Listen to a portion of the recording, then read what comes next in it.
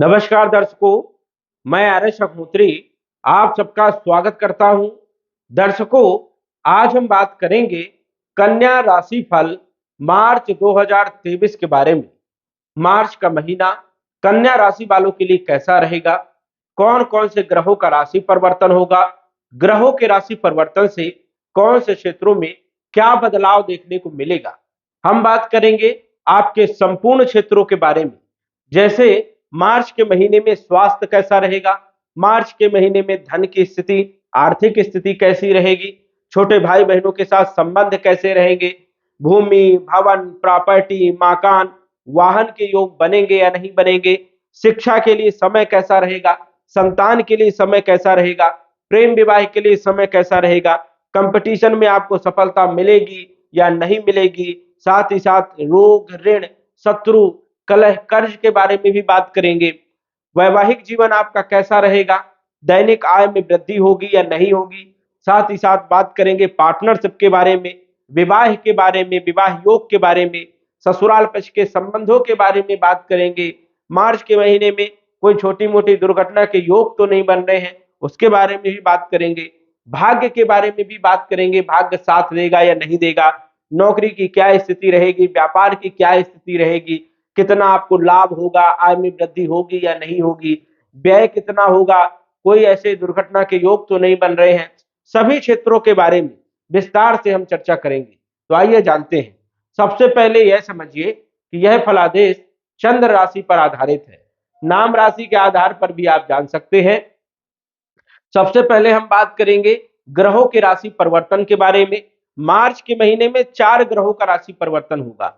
सूर्य का राशि परिवर्तन होगा, मंगल का राशि परिवर्तन, शुक्र का राशि परिवर्तन और बुध का राशि परिवर्तन। ये चारों ग्रहों का राशि परिवर्तन कन्या राशि वालों के लिए जबरदस्त रहने वाला है। तो आइए जानते हैं कि इन ग्रहों का क्या प्रभाव होगा। सूर्य 15 तारीख को राशि परिवर्तन करेंगे। सूर्य 15 तारीख के पहले जो है आपके छठे भाव में कुंभ राशि में गोचर करेंगे और 15 मार्च के बाद सूर्य जो है आपके सप्तम भाव में गोचर करेंगे। वही मंगल की बात करें तो 13 तारीख से मंगल जो है मिथुन राशि में गोचर करेंगे, लेकिन 13 तारीख के पहले मंगल आपके भाग्य भाव में वृषभ राशि में गोचर करेंगे और 13 तारीख के बाद दशम भाव में। शुक्र की बात करें तो शुक्र जो है 12 तारीख से मेष राशि में गोचर करेंगे, लेकिन 12 तारीख के पहले शुक्र जो है आपके सप्तम भाव में मीन राशि में गोचर करेंगे और 12 मार्च के बाद अष्टम भाव में मेष राशि में चले जाएंगे। बुध की बात करें तो बुध 16 तारीख से मीन राशि में गोचर करेंगे, लेकिन 16 मार्च के पहले बुध जो है आपके छठे भाव में कुंभ राशि में गोचर करेंगे और 16 मार्च के बाद ये सप्तम भाव में मीन राशि में गोचर करेंगे। तो ये ग्रहों का राशि परिवर्तन है, ये ग्रहों की स्थिति है। अब हम जान लेते हैं कि इन ग्रहों का प्रभाव आपके ऊपर कैसा रहेगा, आपका समय कैसा रहेगा, समय में बदलाव होगा या नहीं होगा, कौन से क्षेत्रों में बदलाव होगा, क्या ध्यान रखना होगा, क्या लाभ होगा, क्या सावधानी रखना होगा, सभी क्षेत्रों के बारे में। तो सबसे पहले हम बात करेंगे राशि के स्वामी के बारे में। हम बात कर रहे हैं कन्या राशि वालों के बारे में और कन्या राशि के स्वामी होते हैं बुध और बुध के पास 2 राशियां हैं, एक तो कन्या राशि के स्वामी भी है और एक जो है दशम भाव में जो पड़ी हुई 3 नंबर की राशि मिथुन राशि। तो कन्या राशि और मिथुन राशि के स्वामी बुध है और बुध का गोचर जो है वो हो रहा है छठे भाव में। वैसे छठे भाव में बुध का गोचर अच्छा माना जाता है क्योंकि कारक भाव है बुध का। तो बुध जो है यहाँ पर अच्छे परिणाम देते हैं, लेकिन स्वास्थ्य पर आपको ध्यान रखना होगा, खान पान पर आपको ध्यान रखना होगा। यदि आप स्वास्थ्य पर ध्यान रखेंगे तो कोई दिक्कत नहीं होगी। बुध छठे भाव में गोचर कर रहे हैं, दशम भाव के भी मालिक हैं, तो कंपटीशन में आपको सफलता दिला सकते हैं। सरकारी नौकरी के लिए यदि आप प्रयासरत थे तो सरकारी नौकरी के योग बना सकते हैं। प्राइवेट नौकरी में भी आप प्रयासरत हैं यदि, तो नौकरी दिलवाने का काम भी जो है बुध कर सकते हैं। व्यापार की स्थिति भी आपकी बहुत अच्छी रहेगी, लेकिन स्वास्थ्य पर थोड़ा सा ध्यान रखना है और बुध का उपाय भी आपको जरूर करना है। बुध का राशि परिवर्तन होगा 16 तारीख को, तो 16 तारीख को ये चले जाएंगे आपके सप्तम भाव में नीच राशि में, मीन राशि में नीच के होते हैं, लेकिन नीच भंग भी हो जाएगा क्योंकि गुरु पहले से ही विराजमान है अपनी स्वयं की राशि मीन राशि में, इसलिए नीच भंग राजयोग बनेगा। तो जबरदस्त लाभ देने का आपको काम करेंगे।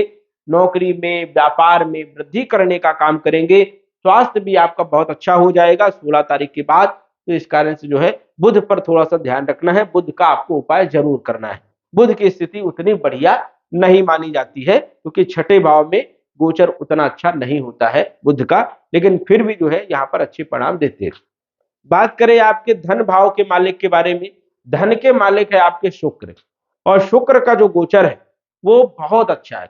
धन के मालिक शुक्र है, साथ ही साथ आपके भाग्य के मालिक भी शुक्र है, क्योंकि शुक्र के पास भी दो राशियां हैं, 7 नंबर और 2 नंबर, तुला राशि और वृषभ राशि, दोनों के मालिक शुक्र हैं। और शुक्र जो है मालव्य राजयोग बना करके आपके सप्तम भाव में गोचर कर रहे हैं। मालव्य राजयोग पंच महापुरुष में से एक राजयोग है, जबरदस्त लाभ देखने को यहाँ पर मिलते हैं। शुक्र आपके भौतिक चीजों पर वृद्धि करने का काम करेंगे, भोग विलासों में वृद्धि करने का भी काम करेंगे, यश मान सम्मान दिलाने का काम करेंगे, धन दिलाने का काम करेंगे और आर्थिक स्थिति को मजबूत करने का काम करेंगे। धन भाव के मालिक है तो स्वाभाविक है धन में वृद्धि करेंगे।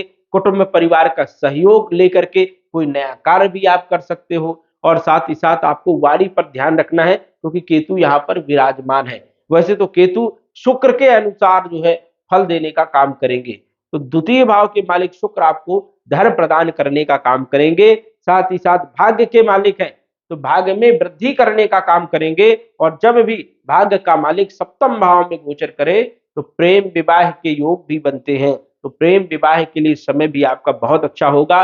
शुक्र जो है भौतिक चीजों में वृद्धि करने का काम, लग्जरीज लाइफ देने का काम करता है। शुक्र जो है आपके सप्तम भाव में रहेंगे 12 मार्च तक। 12 मार्च के बाद अष्टम भाव में चले जाएंगे, तो अष्टम भाव में गुप्त धन देने का काम करेंगे, क्योंकि शुक्र अष्टम भाव में भी अच्छे परिणाम देते हैं। तो यहाँ पर देखा जाए तो गुप्त धन देने का काम करेंगे, ससुराल पक्ष के संबंधों को मजबूत करने का काम करेंगे। हालांकि यहाँ पर राहु भी विराजमान है, तो राहु थोड़ा सा रुकावट पैदा कर सकता है, इस चीज का भी आपको ध्यान रखना है। और कहीं ना कहीं जो है एक्स्ट्रा मैरिज अफेयर के भी योग बन सकते हैं, या प्रेम विवाह आपके एक्स्ट्रा भी हो सकते हैं, ऐसी संभावनाएं बनती हैं, क्योंकि शुक्र जब राहु के साथ जो है संधि करेगा, युति करेगा, तो ऐसे योग बनते हैं। व्यक्ति का मन जो है थोड़ा सा भ्रमित हो जाता है, वो आकर्षित होने लग जाता है, इस कारण से थोड़ा सा आपको सावधान भी रहना होगा, इस चीज का आपको ध्यान रखना है। बात करें आपके तृतीय भाव के मालिक के बारे में, तृतीय भाव के मालिक बनते हैं मंगल, क्योंकि 8 नंबर वृश्चिक राशि जिसके स्वामी मंगल, और मंगल के पास भी दो राशियां हैं, 8 नंबर और 1 नंबर मेष राशि, मेष राशि के स्वामी भी मंगल है। और मंगल का जो गोचर हो रहा है वो हो रहा है आपके भाग्य भाव में, तो मंगल तो बहुत अच्छे भाव में गोचर कर रहे हैं, आपको जबरदस्त लाभ देने का काम करेंगे। मंगल आपके मालिक है तृतीय भाव के, तृतीय भाव से हम देखते हैं बल पराक्रम साहस के बारे में, तो बल पराक्रम में वृद्धि करने का काम करेंगे। यहाँ से हम यात्राओं के बारे में भी देखते हैं, छोटी मोटी यात्राएं, यात्राओं के योग बनाने का काम करेंगे। छोटे भाई बहनों के बारे में भी हम यहाँ से देखते हैं, तो छोटे भाई बहनों के साथ भी संबंध अच्छे रहने वाले हैं। कम्युनिकेशन क्षेत्र में भी आपको लाभ देखने को मिलेगा, और यदि आप जो है विदेश में वीजा के लिए अप्लाई करना चाहते हैं तो ये भी समय जो है आपके लिए बढ़िया रहेगा। जितनी भी कागज कार्रवाई होती है वो हम तृतीय भाव से ही देखते हैं, तो ये समझ जाइए कि यहाँ पर जो है आपको लाभ देखने को मिलेगा। वही यदि हम बात करें अष्टमेश भी मंगल है, अष्टम भाव के भी मंगल है मालिक, तो इस कारण से जो है जो भी छोटे मोटे व्यवधान है उनको दूर करने का काम भी यहाँ पर मंगल करने वाले हैं, गुप्त धन भी प्रदान करने का काम करेंगे। मंगल की चौथी दृष्टि आपके व्यय भाव में होने से धन खर्चे हो सकते हैं, कोई आप नई चीजें बड़ी चीजें आप क्रय कर सकते हैं, खरीद सकते हैं, या आप विदेश भ्रमण करने भी जा सकते हैं, यात्राएं कोई भी यात्राएं कर सकते हैं देश में या विदेश में, तो यात्राओं में भी आपका धन खर्च हो सकता है। वही मंगल की सप्तम दृष्टि पराक्रम भाव में, पराक्रम में वृद्धि करने का काम करेंगे। अष्टम दृष्टि यदि मंगल की बात करें तो चौथे भाव में पड़ने वाली है। चौथा भाव होता है भूमि का, भवन का, प्रॉपर्टी का, मकान का, वाहन का, तो हो सकता है कि भूमि, भवन, प्रॉपर्टी, मकान आप खरीद सको, वाहन खरीदने का योग बनेगा, मकान का निर्माण करने का भी योग बन सकता है, हो सकता है आप प्रॉपर्टी में भी पैसा आप लगा सकते हैं, ऐसी संभावनाएं बन रही हैं। लेकिन मंगल आपके भाग्य भाव में रहेंगे 13 तारीख तक, 13 मार्च तक, और उसके बाद 10वें भाव में आ जाएंगे, तो और अच्छे परिणाम देने का काम करेंगे, क्योंकि ये आपका जो भाव है ये आपका कर्म का भाव है, नौकरी का है, व्यापार का है, व्यवसाय का है। तो यहाँ पर जबरदस्त लाभ देने का काम करेंगे, आपकी नौकरी में मजबूती लाएंगे, प्रमोशन दिलाने का काम करेंगे, व्यापार में वृद्धि करने का काम करेंगे। और वही चौथी दृष्टि लगन भाव में कॉन्फिडेंस देने का काम करेंगे। वही जो है सप्तम दृष्टि आपके जो है चतुर्थ भाव में भूमि भवन प्रॉपर्टी के योग सदैव बने रहेंगे। और अष्टम दृष्टि पंचम भाव में शिक्षा के योग बनेंगे, संतान के योग बनेंगे और प्रेम विवाह में भी सफलताएं देखने को मिलेगी। तो मंगल भी आपको जबरदस्त लाभ देने का काम करेंगे। बात करें चौथे भाव के मालिक के बारे में, चौथे भाव के मालिक है गुरु, क्योंकि 9 नंबर धनु राशि और जिसके स्वामी होते हैं गुरु।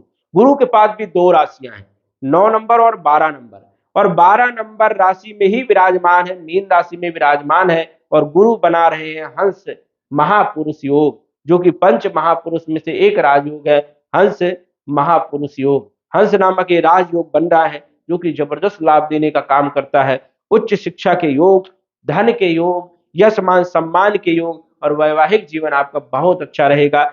विवाह का भी योग आपका बनेगा अप्रैल तक। तो ऐसी स्थितियां बन रही हैं। भूमि वन प्रॉपर्टी में लाभ तो देंगे ही देंगे, साथ ही साथ वैवाहिक जीवन को मधुर बनाएंगे और पत्नी का सहयोग भी आपको मिलेगा। जबरदस्त आपको जो है लाभ देने का काम करेंगे। गुरु की जो पांचवी दृष्टि है वो लाभ भाव में लाभ देने का काम करेंगे, आय में वृद्धि करेंगे, धन के स्रोत पैदा करेंगे। वही लगन भाव में कॉन्फिडेंस देने का काम करेंगे, स्वास्थ्य आपका बढ़िया रहेगा। और पराक्रम भाव में जो है दृष्टि होने से जो है बल पराक्रम में वृद्धि करने का भी काम यहाँ पर गुरु करने वाले हैं। तो गुरु राजयोग में है, शुक्र राजयोग में है, दोनों ही आपको अच्छे परिणाम देने का काम करेंगे। गुरु का कोई राशि परिवर्तन जो है मार्च के महीने में नहीं होगा। इसके बाद बात करें आपके पंचम भाव के मालिक के बारे में।